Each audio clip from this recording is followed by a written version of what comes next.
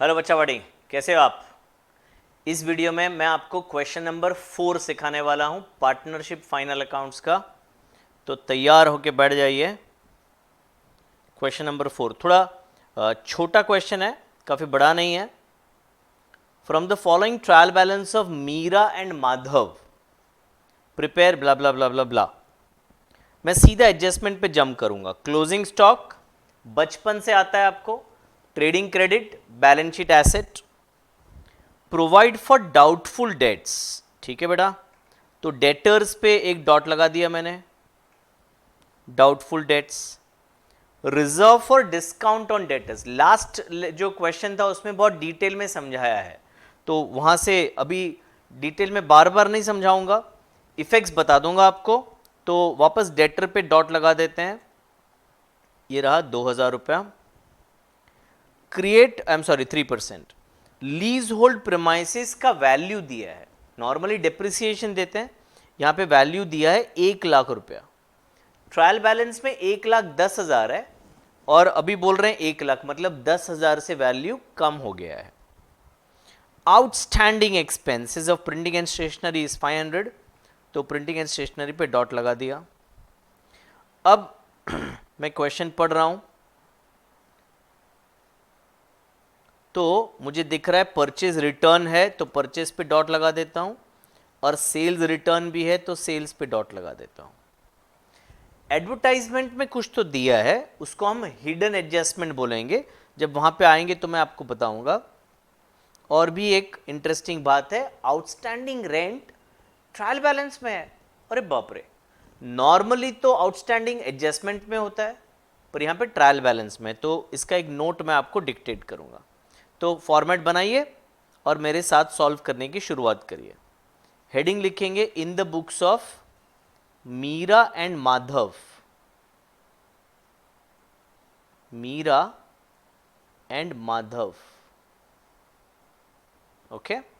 चलिए हम स्टार्ट करते हैं। थोड़ा क्वेश्चन दूर हो गया है, क्वेश्चन को जरा नजदीक ले लेते हैं। Very good. तो पहला, ओपनिंग स्टॉक 25,000 रुपया, तो टू ओपनिंग स्टॉक, बाहर के कॉलम में 25,000।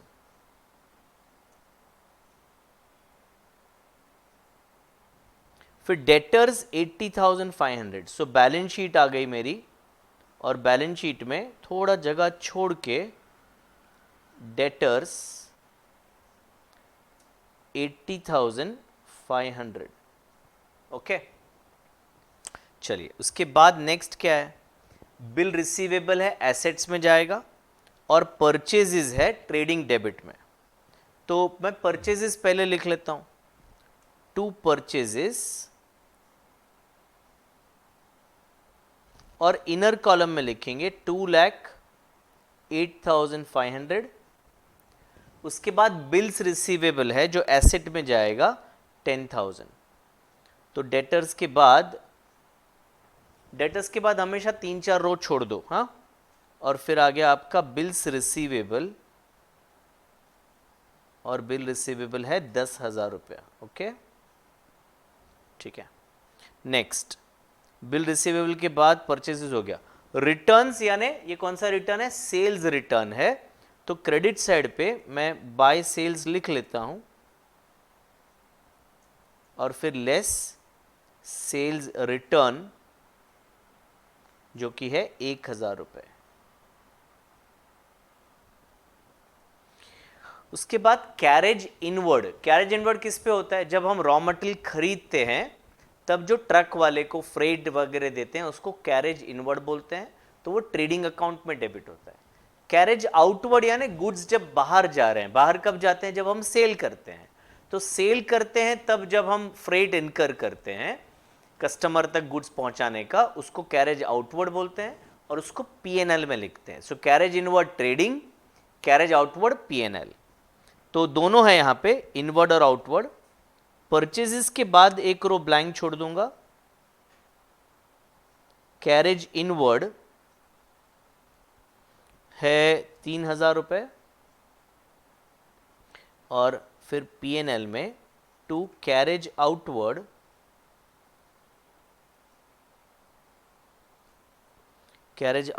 है 4,500 रुपए। Motor vehicle 55,000 balance sheet asset side, और जनरल एक्सपेंसेस 1,800। जनरल लिख लेता हूं यहां पे, जनरल एक्सपेंस 1,800 और मोटर व्हीकल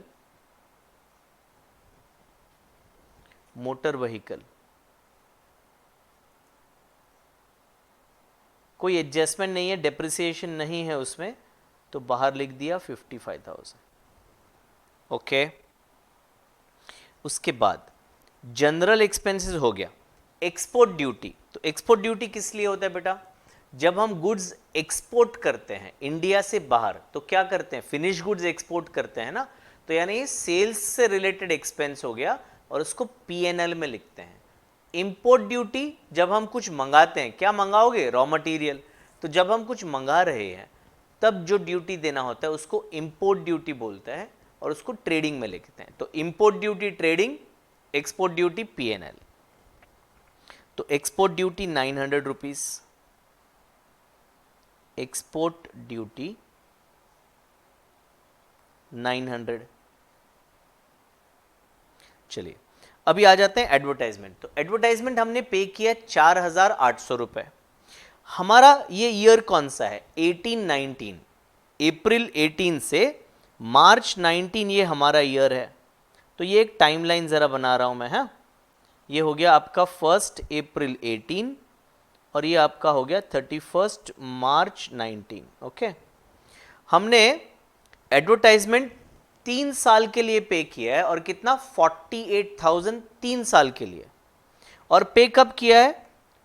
1 अक्टूबर 18 को पे किया है, ऐसा क्वेश्चन में लिखा है। यानी 36 महीने यहां से गिनती स्टार्ट होगी। 36 महीने क्यों सर?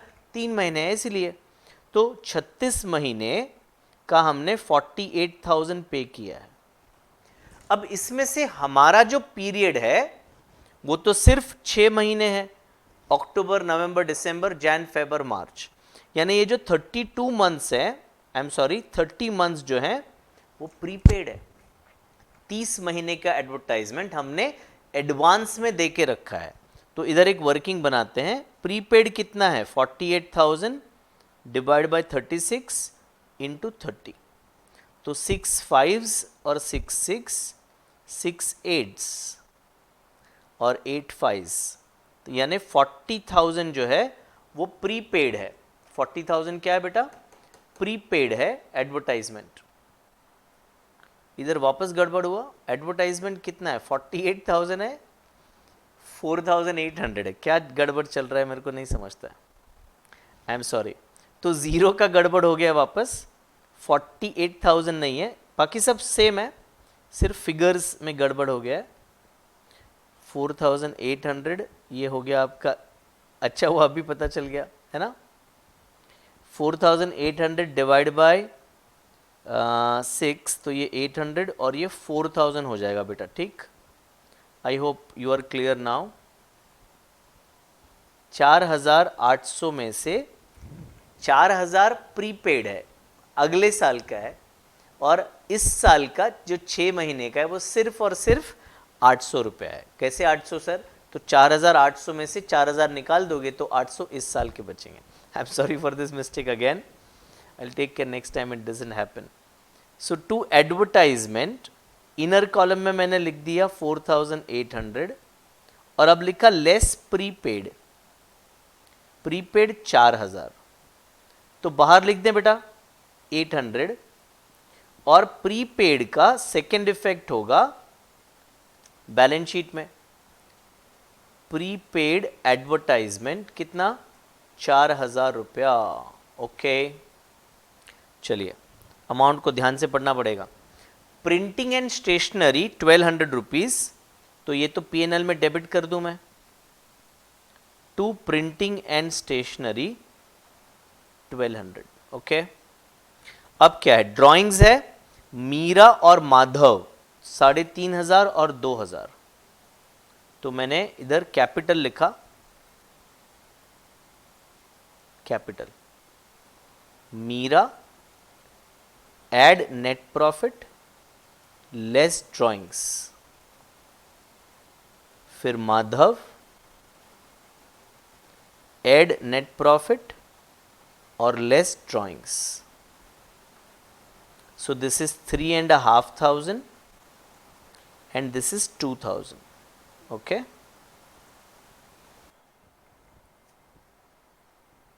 तो 1,10,000 आएगा lease hold premises. Lease hold में कुछ एडजस्टमेंट है तो मैं उसको अंदर के कॉलम में लिखूंगा. Lease hold 1,10,000. Next,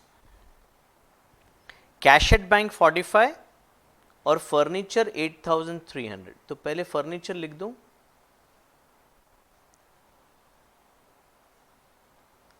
furniture 8,300 and then cash at bank, cash at bank 45,000. Okay. Next, bank overdraft 5,000, bank overdraft 5,000, bills payable 12.5 और creditor 68. So bills payable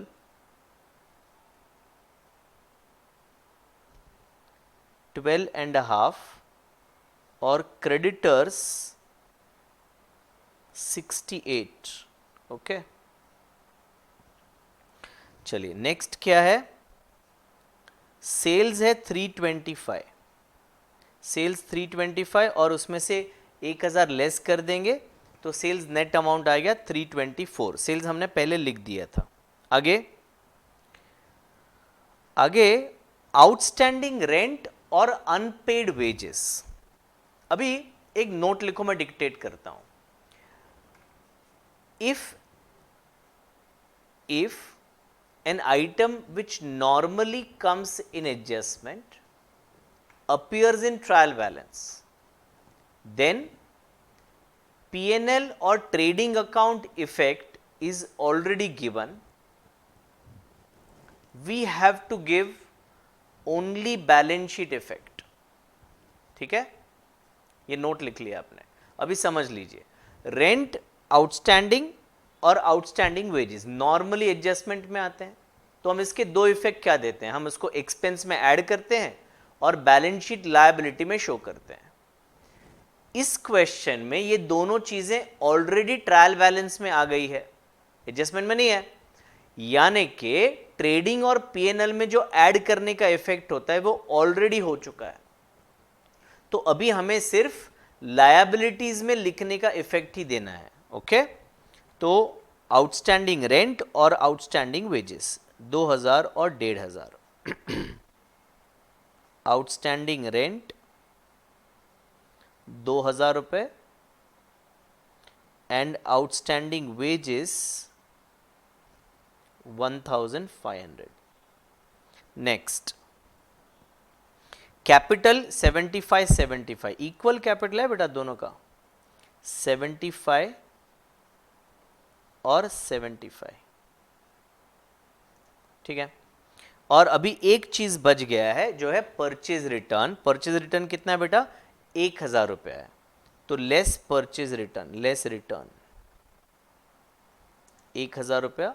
इसको मैं बाहर लिख दूं 2,07,500. एडजस्टमेंट नंबर 1, एडजस्टमेंट 1 है क्लोजिंग स्टॉक 32,000.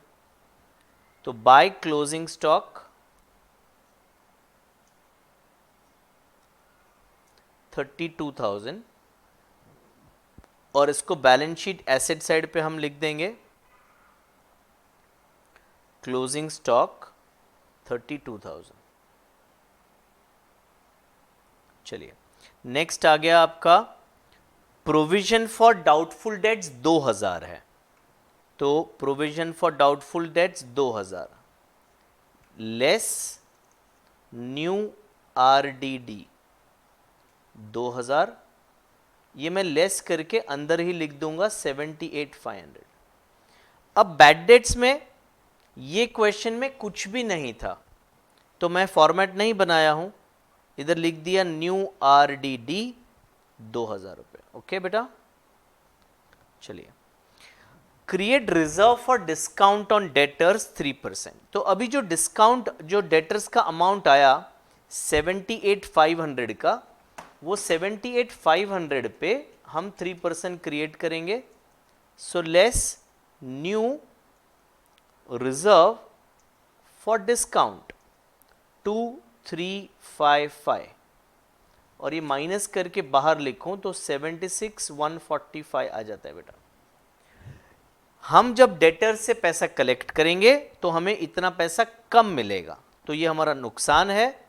तो to new reserve for discount, और वो अमाउंट था 2,355, तो हमने इसको डेबिट किया पीएनएल अकाउंट में 2355।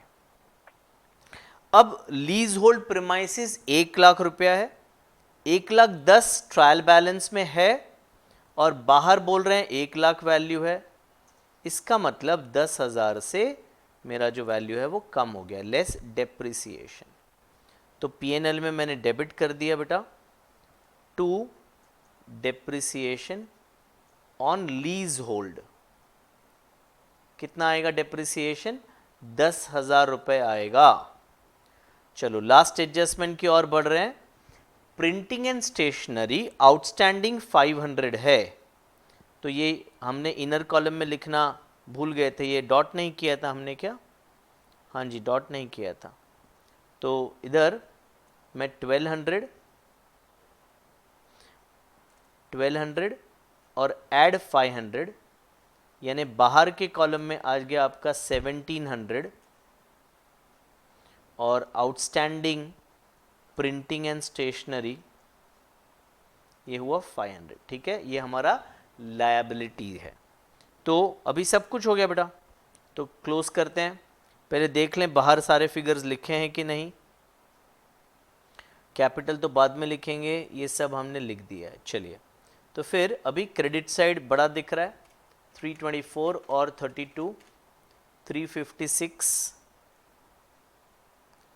3,56,000, और वही टोटल यहाँ पे लिख दिया 3,56,000 माइनस 25,000, 2,07,500 माइनस 3,000, और ये आ रहा है 1,20,500। इसको क्या बोलें बेटा? ग्रॉस प्रॉफिट बोलेंगे सर, टू ग्रॉस प्रॉफिट। ये आ गया by gross profit 1,20,500। Again debit side तो बहुत छोटा छोटा अमाउंट है, तो माइनस करें 4,500, 1,800, 900, 800, 1,700, 2,000, 2,355 एंड 10,000, तो 96,445 टोटल अमाउंट आ गया आपका, जो क्रेडिट साइड का ग्रॉस प्रॉफिट था, विच इज़ 1,20,500, 1,20,500, और ये आ गया 96,445। प्रॉफिट शेयर नहीं दिया है क्वेश्चन में, प्रॉफिट शेयर क्वेश्चन में नहीं दिया है, और नहीं दिया है तो इक्वल होता है। तो to capital Meera and Madhav, Meera and Madhav, इसको डिवाइड बाय 2 करेंगे तो 48,223 एंड 48,222। ओके, ये हम कैपिटल में ऐड करेंगे 48,333 एंड 48,223 છે બેટા, 223 છે, 223 and 48,222. So 75,000, 48,223 और minus 3,500, that comes to 1,19,723, 75,000 plus 48,222 minus 2,000, that comes to 1,21,222 plus 119,723 plus 5,000 plus 12,500 plus 68,000 plus 2,000 plus 1,500 plus 500, 330,445। और अभी क्रेडिट डेबिट यानी कि एसेट साइड का टोटल लेते हैं। 1,55,000, 8,300, 76,145, 10,000, 4,000, 45,000 and 32,000 and it tallies बेटा 3,30,445। तो ये हमारा सोल्यूशन था क्वेश्चन नंबर 4 का, फाइनल अकाउंट्स का। आई होप आपको समझ में आ रहा है। थैंक यू बेटा।